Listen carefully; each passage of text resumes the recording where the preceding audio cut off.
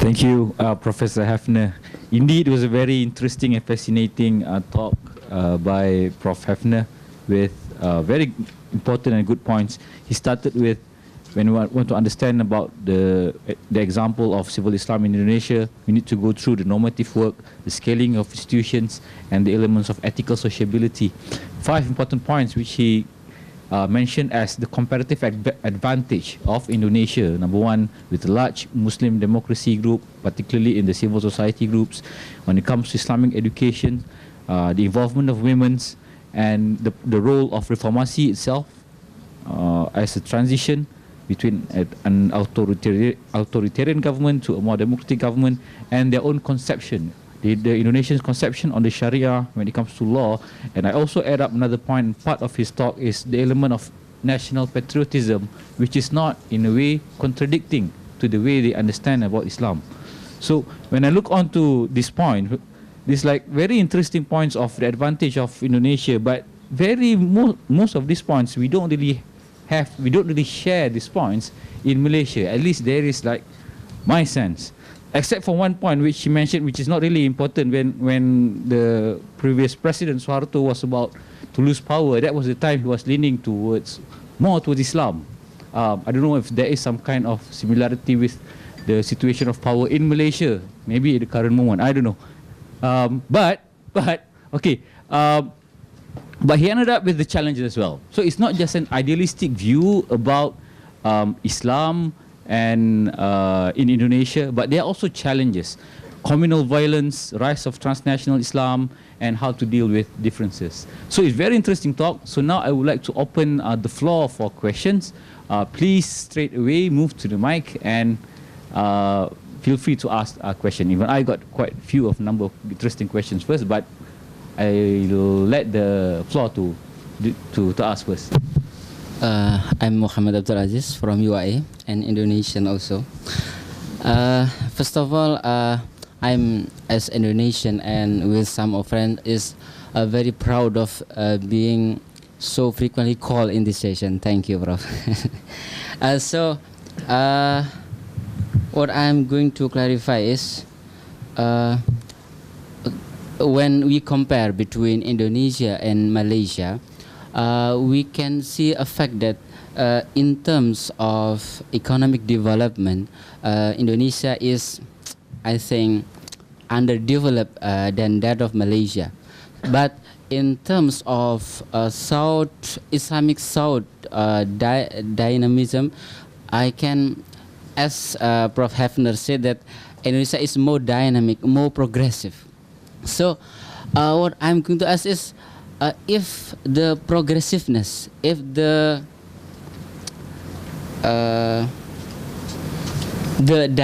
dynamism is not intended except to materialize the human benefit, the human welfare, so what's wrong with us? What's wrong with Indonesian? Why they are underdeveloped in economic but more developed in Islamic thought?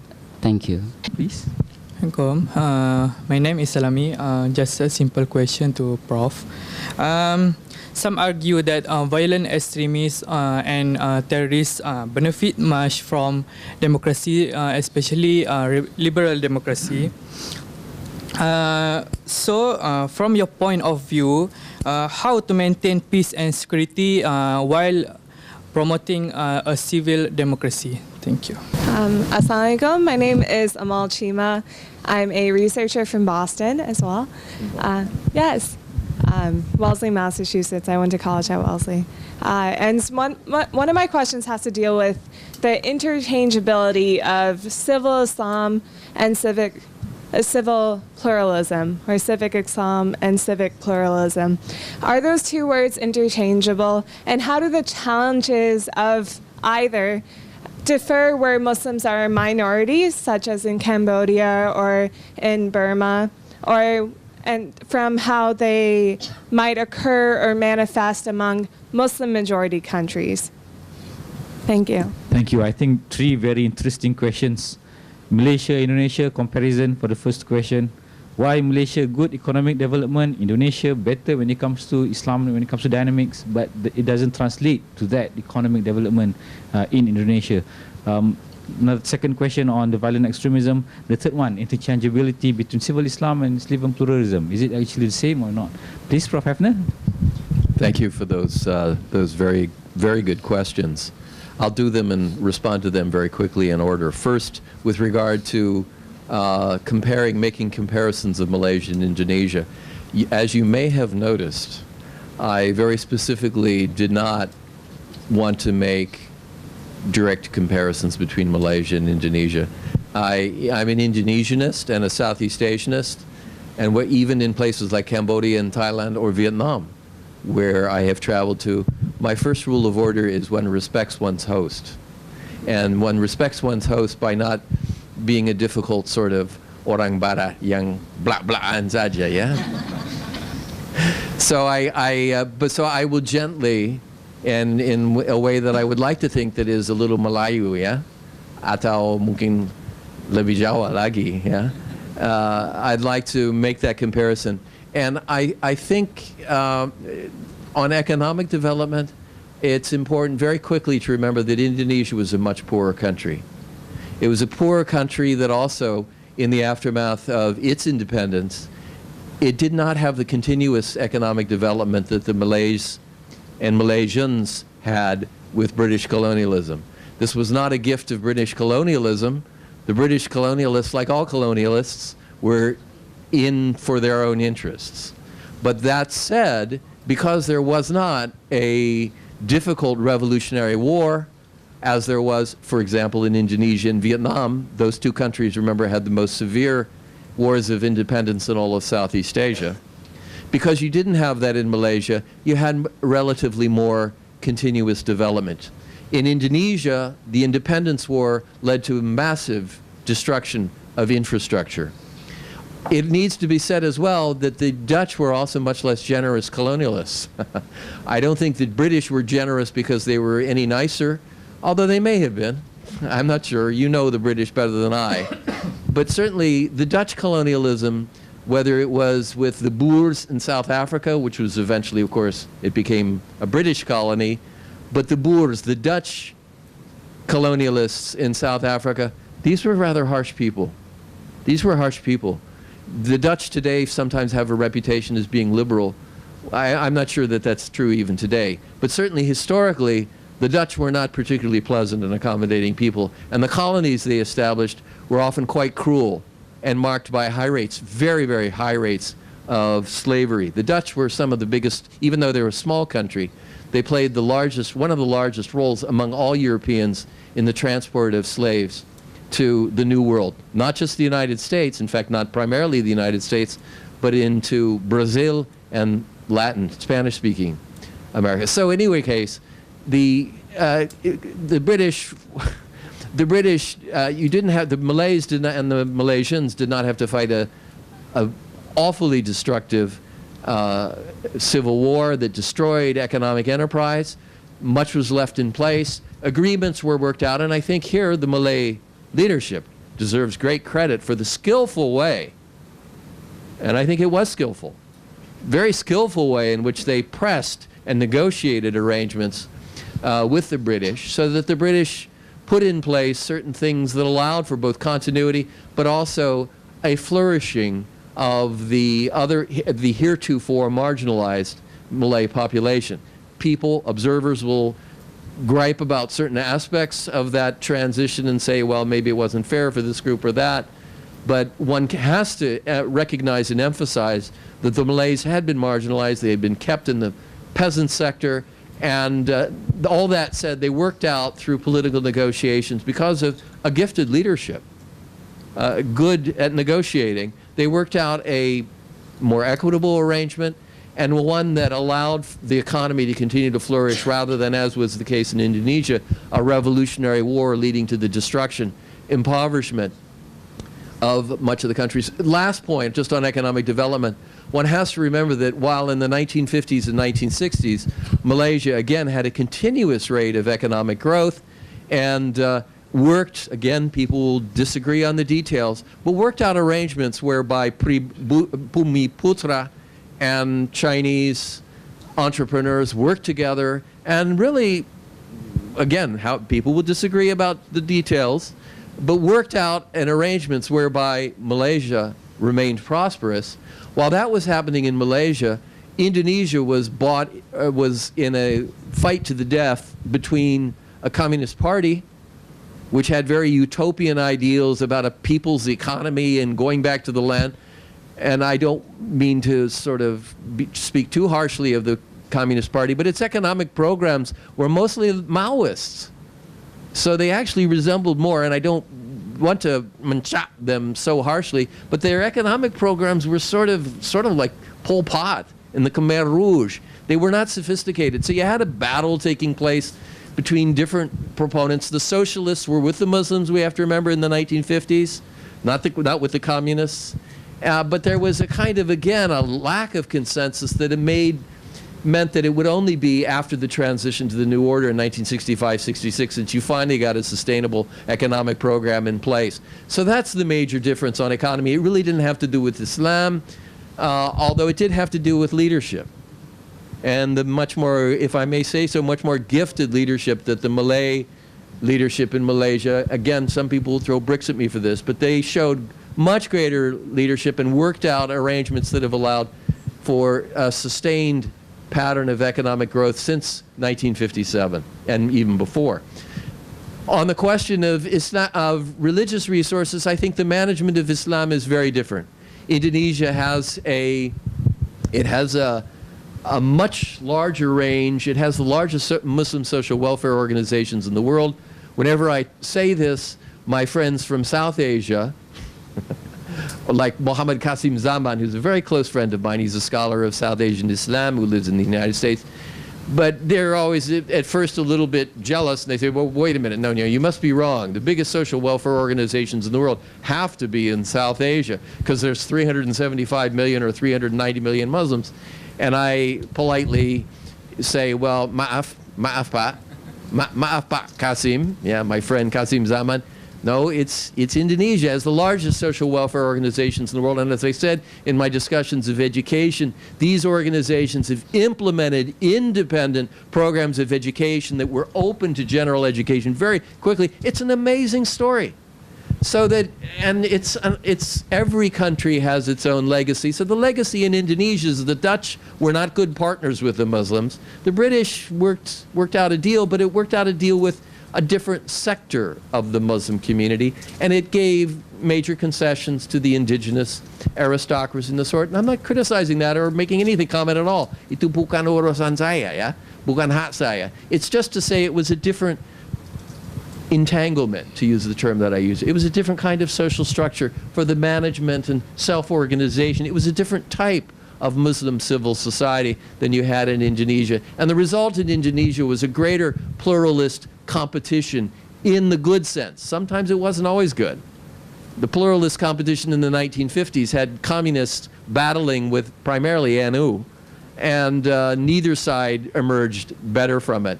But by the time we get to the 1960s and the political order stabilizes, the Suharto regime, however repressive and hostile it was to the Muslim community during its first 20 of its 32 years, and it was hostile towards the Muslim community, particularly any variety of political Islam, but it also meant Vanue and Muhammadiyah. They wanted to keep them in their place. However hostile they were, the new order and Pak Harto never tried to dismantle this huge Islamic social welfare sector. So it remained in place, it survived, it thrived, and it emerged from the Suharto regime, still very, very well entrenched. Muhammadiyah has this amazing Islamic higher educational system, which is fully private, but it is magnificent. So for all these reasons, the social embedding of the Muslim community in institutions is different, and one just has to work from that and find ways to encourage the kind of growth to which one inspires. Point two, does democracy sometimes facilitate violence? Absolutely. That was my theme yesterday, and I tried to do it, make the theme, make the point, by saying this is not a Muslim world issue. The Arab Spring, some of my friends say, oh, yeah, see, it's Islam. It's like, no, look again, as I said with my example yesterday, to India. India it's the most successful democracy in the global south, and it's also the longest lasting. It's been operative for many decades now. But in the 1990s, as India, its economy starts to boom, its democracy begins to invite larger numbers of people, not fewer.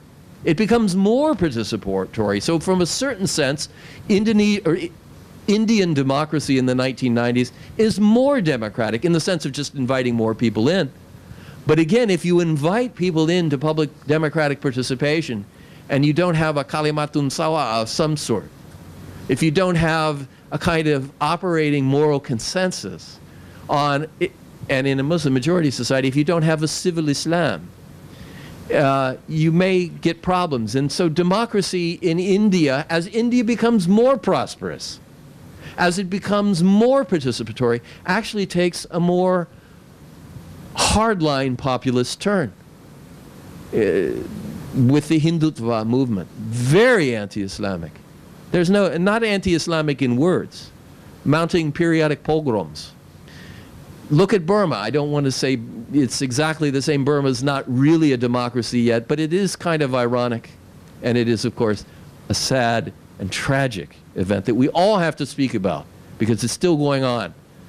I'm speaking of here the persecution of the Rohingya and the driving of 400,000 people out of a country through systematic violence.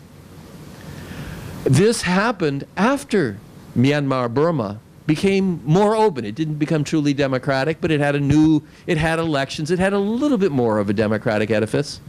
And yet in society, this wasn't something, these attacks on Muslims was not something that was just cooked up by a few generals. It mangakar.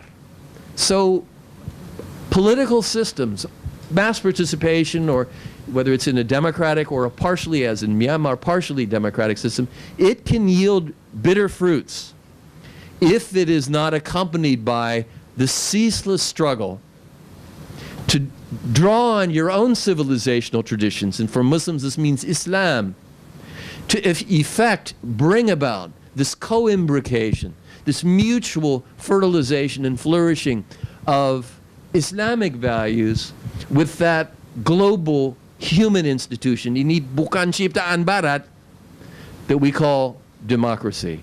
And it's by infusing democracy with Islamic values that Muslims can look at and say, yes, it's democrat, and this is part of me. Ini bagian dari saya, that you create a democracy that's more likely to be welcoming and rahmat in a true sense of the word. So, but it's a constant challenge. America has been sort of a democracy. It's the longest democracy in the world. Yet it always had a heritage of discrimination and or persecution of African Americans. And more recently, when we thought that those issues were taken care of, when we thought that America had achieved a kind of new consensus on pluralist citizenship, we thought America had achieved, at least I did, a little bit more. Now, I was never fully without illusions. I thought we had a little bit more of an American pluralism kewargaan. And lo and behold, 40% of my compatriots vote for a man who deliberately played an anti-Islamic card. There was no, fakery about this. It was open. My Muslim friends, I was working in the Muslim community at that time, going around the country, meeting with Muslims, talking with them about what's it like to be an American. And everybody, because there was a great sense of optimism in 2010, 2011 in the Muslim community, everybody was shocked, as was I. And this was in a ostensibly democratic country. So the struggle for pluralism kewargaan is not something that's finished with the establishment of formal democratic institutions.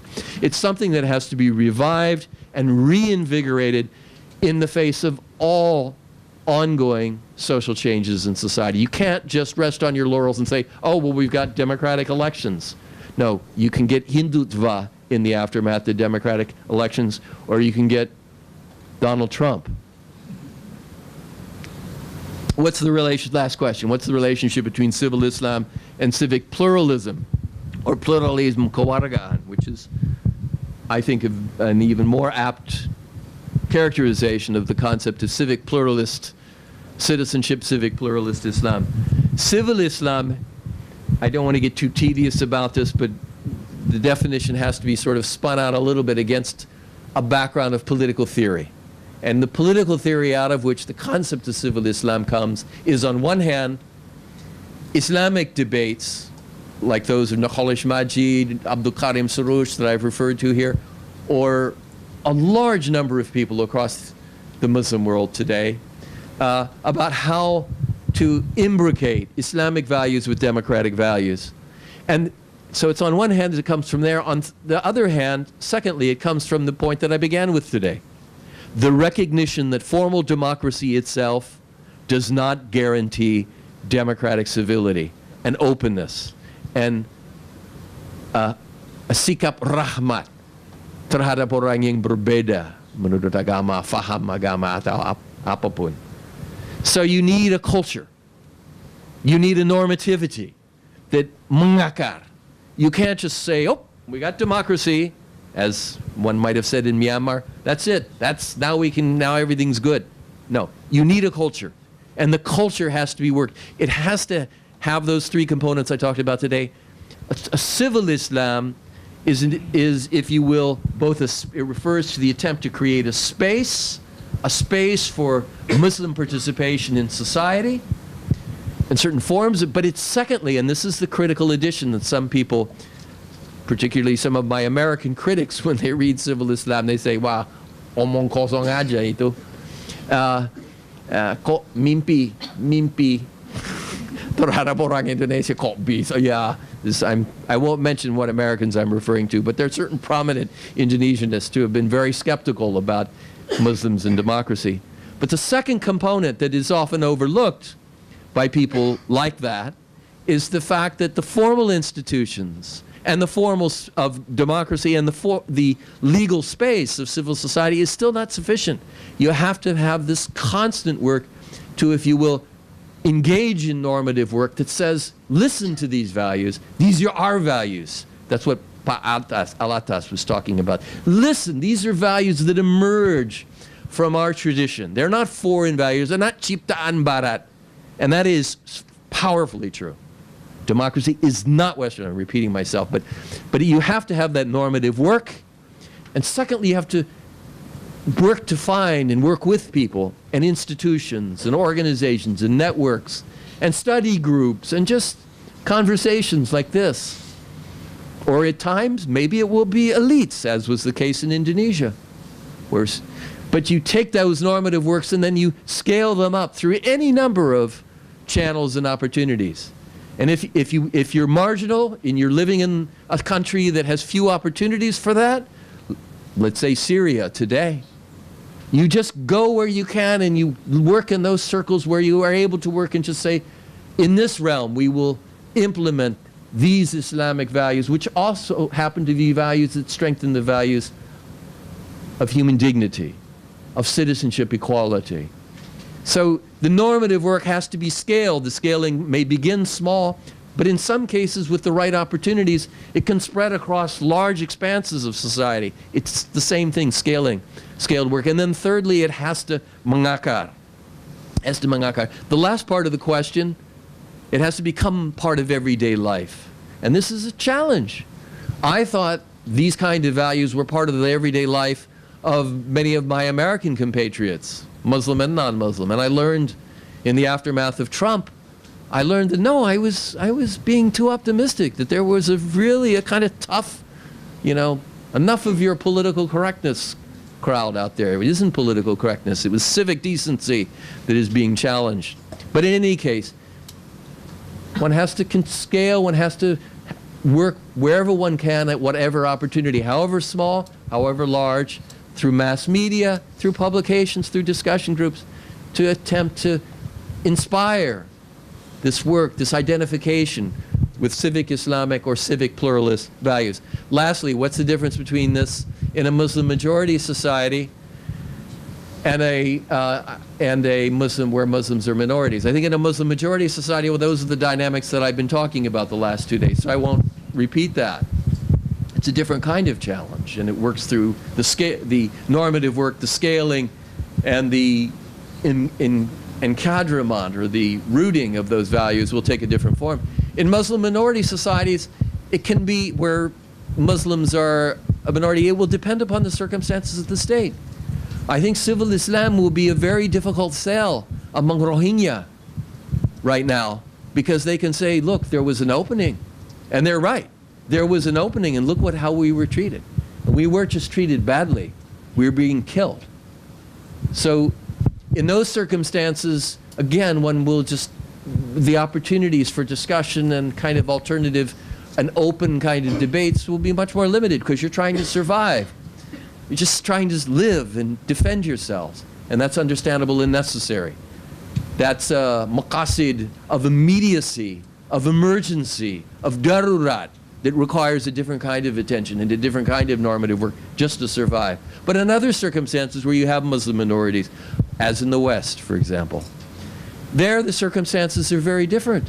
And I think there the Muslim community can be more relaxed. They can take their time. They can have their debates, and this is what we see.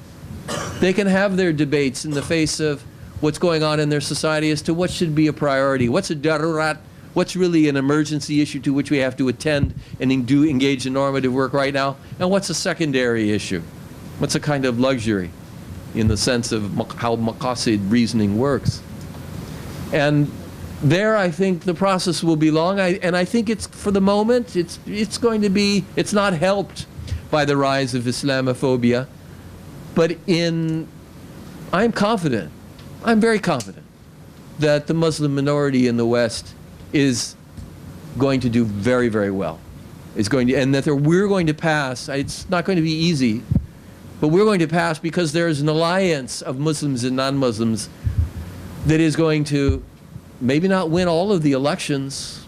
The far right in parts of Europe may continue its ascent for some years. That's very worrying.